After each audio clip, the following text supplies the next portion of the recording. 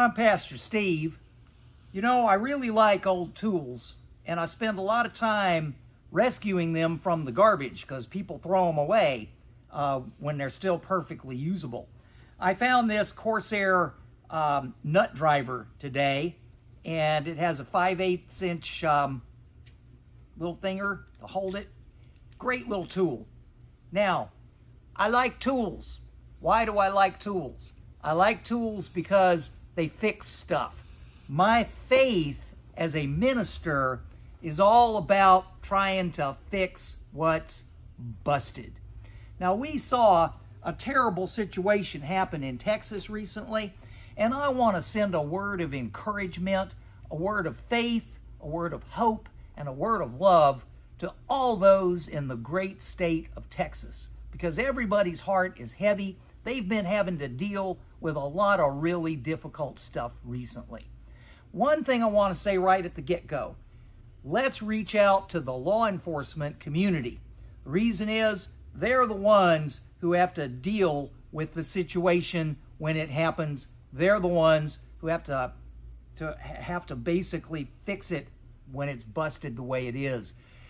They are under a lot of stress, and they need our faith, hope, and love. The other thing I want to remind you of is to be a little skeptical. Just keep a little perspective on media portrayals of these events.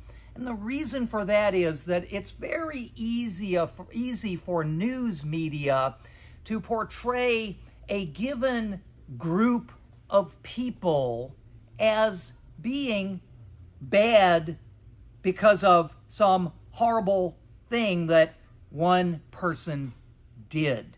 Start with the immigrant community. Start with those who are seeking asylum in this country. They're seeking asylum here because things are not livable for them outside. So, does the actions of one individual reflect on the entire group? You're going to identify them all based on what one person did?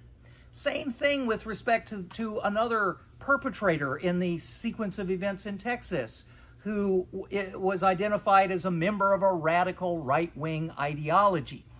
Well, that person fell off the deep end somewhere along the way. I think we can pretty much all agree on that. But does that mean that all conservatives are similarly configured? Are you kidding? That's not the way it is. People are people. Each one of them deserving of respect, faith, hope, and love. All of them. And we don't identify any group by the actions of one acutely disturbed individual. We have to just keep a little perspective on that and realize that the solution is not going to be found by arguing in our red-blue divide.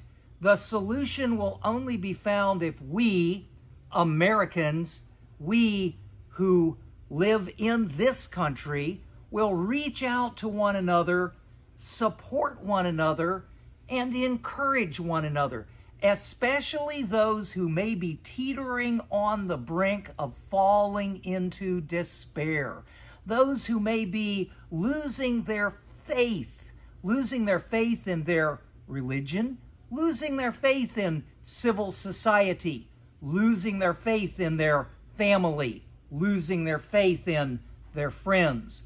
If we can reach those people with enough sensitivity to validate their concerns, to liberate them from the delusions that they're falling into, we can make a difference. We can help, and helping is what my faith is all about, trying to help people do better.